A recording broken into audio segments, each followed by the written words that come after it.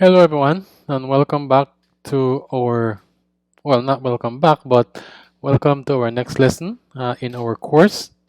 So in the last lesson, we looked at how to communicate with a database, a PostgreSQL database using Go.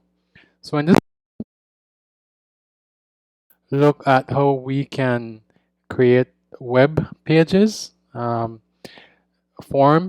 a form in particular, and be able to take the input from that form and store it in the database table. All right, so that's our task for this lesson. Okay, so I went ahead and created a basic template. We have our log, we have our net/http. I created a home handler function that simply says welcome to quote box, since I am calling this application quote box. And then of course I have a main where I create my server mux, and I have one handler func or one route to specify, and this one is the home URL. Okay, so when we have the home URL, the /, we will call this function, as you already know. All right, so let me just run this just to show you what it looks like before we proceed. Go run main.go. Okay, so the server is running, and so I will navigate to the /. Okay, so that's what I have here. Okay, and when we navigate to the 4000, okay, which is the same as /, we should see welcome to quote box. All right, so once you have that set up, then we will deal with getting the form to show up. Okay, so let me discuss the form a bit. This is the form. Okay, so since you already took introduction to web development in your associate program, you should understand what this form does. You have labels, you have inputs, and the only thing that we will be using here is the action here, where when this form ultimately gets submitted, it will access this route. Okay, but that's in another video. So for this lesson, for this video, we want to be able to have the form just show up. Okay, so let me open the form in HTML so that you can see. So this is the form, right? Quote box, add a quote, the author, the category, and the quote. And then later on, we'll be able to submit. Okay, and then of course I have my email address here. Okay, so let me close that. All right, so we have our form. This will be given to you, so you don't really need to type this up yourself. Okay, and feel free to change the email address to your email address. All right, so the first thing we need, of course, like I mentioned in previous videos, previous lessons, we need this URL. What is the URL that we expect the user to type in? All right, so let's do that first. So I'm going to say mux.handlerfunc, and if the user types /quote, then we want the user, then we want our program, our web application, to call some handler function. And so let's choose the name, create a quote form. So we're going to name our function or handler function create quote form. Right, which seems like a suitable name because we are creating a quote. and we need a form to do that.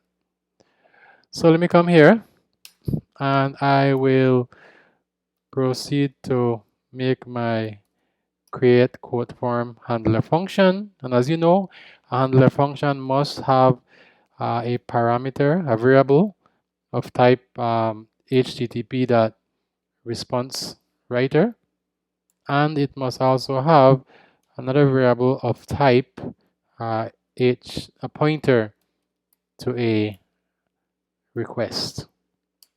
All right, so of course we don't care what the variable name actually is, but by convention we use W on R. However, the type must be correct.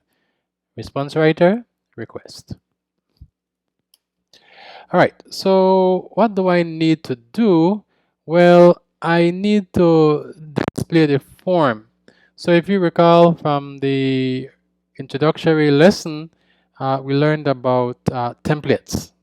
All right, so we created this template, and now we need to be able to display it.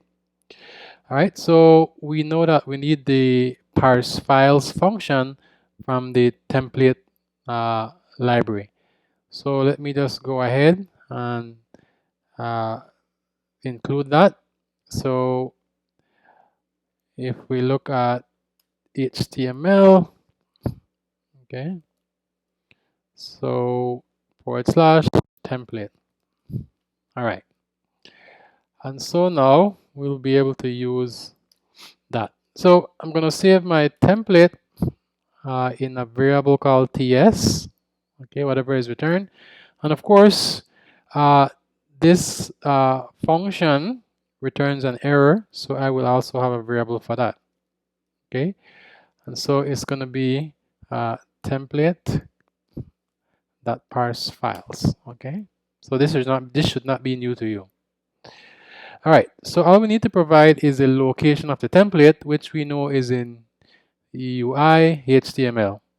So I will simply say this / okay, UI /HTML / quotes _ form _ page .tmpl.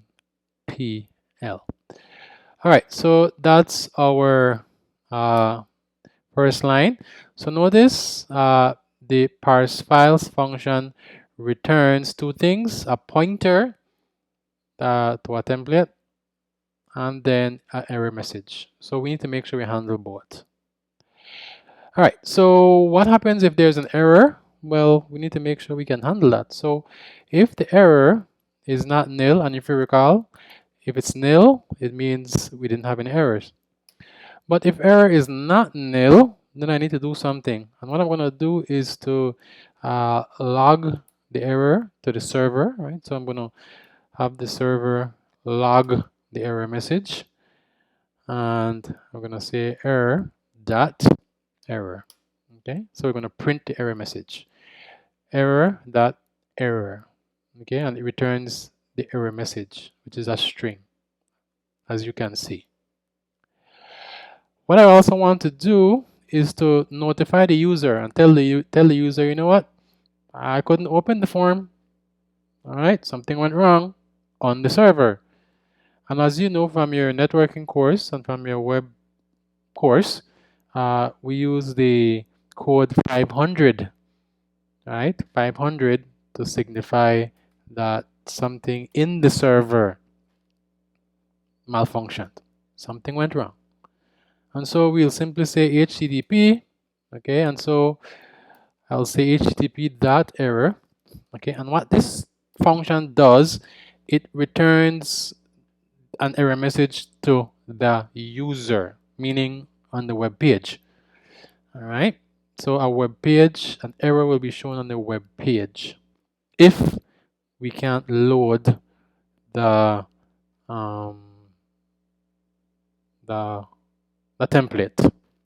Okay, so it needs the response writer. Next, it needs the message of the string. So I'm going to say internal server error. Okay, and then it also needs a code. All right, see, and we know the code is 500 because that's the code for server errors. And then, of course, after we've done that, we want to leave this function, right? We don't want the rest of the code to be executed, so we return. Okay. Now, if there are no errors, if error is nil, so things are okay, then we can proceed to execute the template, right? So we'll simply say ts.execute, and we will provide the response writer like I mentioned the last time, and I will respond. I will also provide any data. Okay. We don't have any data that we want to pass in, so we just say nil. Okay, so nil means no data. Now this function returns an error, so we need to make sure we handle that. And notice I'm using an assignment sign. Okay, I'm not using the shorthand colon equal, and the reason is we only use the shorthand here when we're creating the variable for the first time, right? But since the variable now exists, all I'm really doing is reassigning something to it. So that's why I use the assignment sign. All right, so of course, let's check for error, right? So if error is not nil, then I want to do the same thing. I want to say log dot print what the error is. Okay, I'm going to call the error function. And after I've done that, then I also want to respond to the user by saying that something went wrong and the page cannot be displayed. Okay, so I'm going to use my error. Okay, and I'm going to use the same thing. W internal server error, and status code is also 500. All right, so that's all I want to do. I want to load this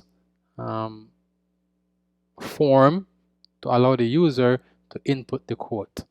So let's stop the server, okay, and let's save our new code. Everything looks okay. Yes, everything looks okay. So let's restart our server. Okay, and let's see if we can navigate to /quote and have the form show up. Okay, so that's okay, same thing, /quote. Okay, and there we have the form. Okay, so let's try to break it a little bit just to see. Let's change quote to quotes. Okay, let's save that. Okay, and let's see if we get an error message from the server, meaning that this message is displayed on our web page. Let's see. Okay. All right, see? So we have internal server error. So this is what is displayed, returned to the user of our application.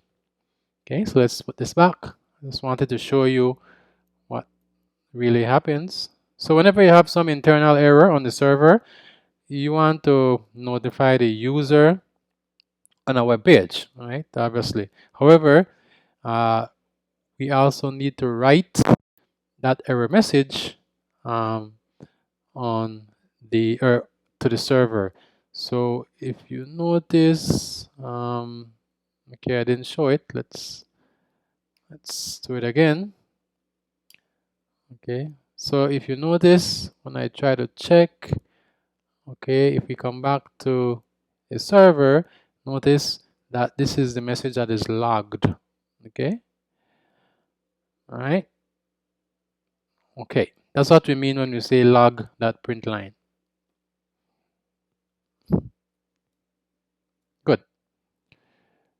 All right, so let's make sure this works.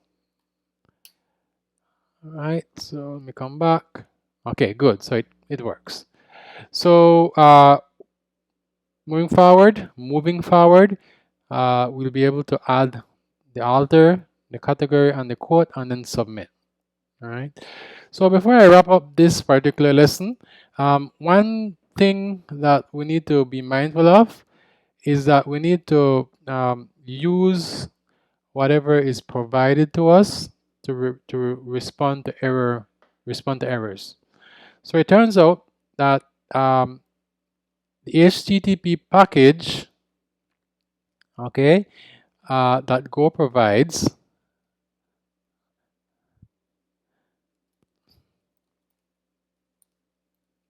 comes with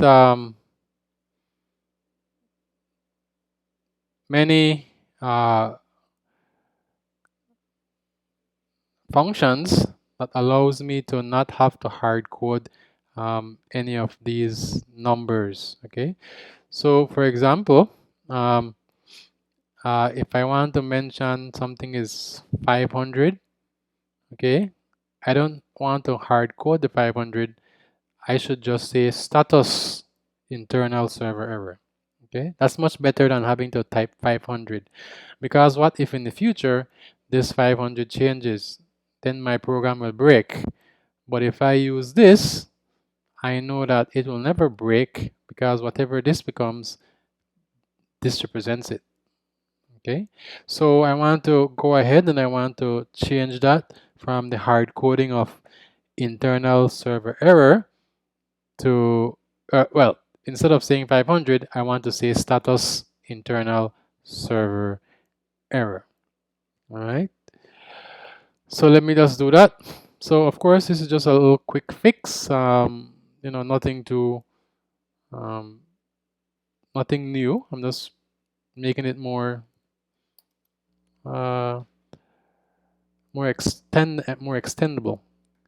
All right, so all I'm gonna do here, I'm gonna say W, and then I need my string, and so all I can do now is to say, I'm gonna say HTTP dot status text. Okay, so what the status text function does, it allows me, if I put in a code, it generates the string for me. So instead of my having to type internal server error, I just have to give this function the name of the error. And we know that the error is named HTTP dot status internal server error, right? I just showed you. So what this function will do, it will simply create a string for us, okay? And so now the last thing I need to provide is the actual code, right? Which again is HTTP dot status status internal server error. Okay, and that's all I need to provide. All right, so I'm just gonna copy this, and then I'm gonna use that down here as well. Okay. All right, so notice the W is the same, and all I'm doing here is to create that text that I was typing in myself. And then the last thing, of course, is the code, which we know is 500. See, and it's telling me it's 500. All right, so let's run this again. Okay, so let me make sure that I have everything. Oh, okay. All right. Good. So let me stop the server.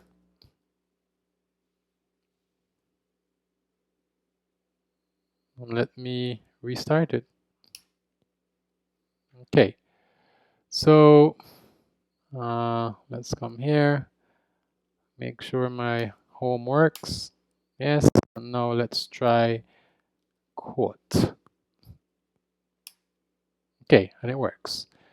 All right, so we are done with this. So what we did in this first lesson was to write the handler, okay, that allows the form to be displayed to the user. So next, we want to proceed with actually allowing the user to input data into the form and us having code, having a handler function that gets the values from the form and sends them to our database. All right, I'll see you in the next lesson.